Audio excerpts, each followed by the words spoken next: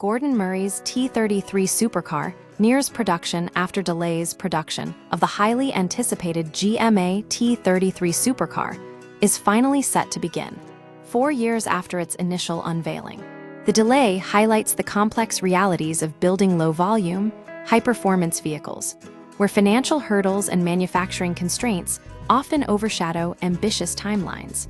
Production timeline and prioritization. First deliveries, originally slated for 2024, were postponed due to production bottlenecks with the earlier T50 model. The final T50 unit completed its run only in July of last year, over 5 years after its debut. This suggests that GMA, a boutique manufacturer, has faced challenges scaling production even for limited runs. The company then strategically prioritized its new special vehicle division, launching ultra-exclusive, high-margin models like the Le Mans GTR and S1LM. The S1LM sold for a staggering £15.8 million at auction, indicating a market willing to pay extreme prices for exclusivity.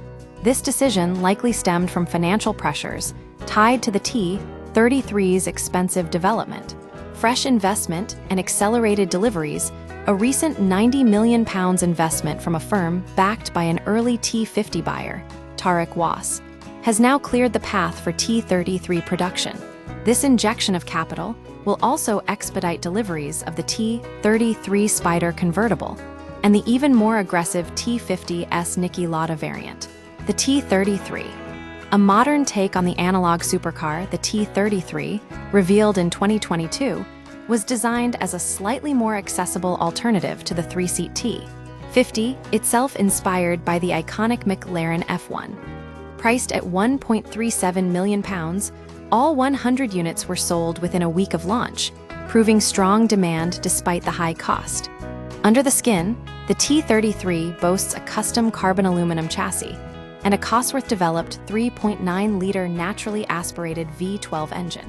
This engine revs to an impressive 11,100 RPM and is paired with a 6-speed manual transmission, a deliberate choice for purists in an era of automated performance.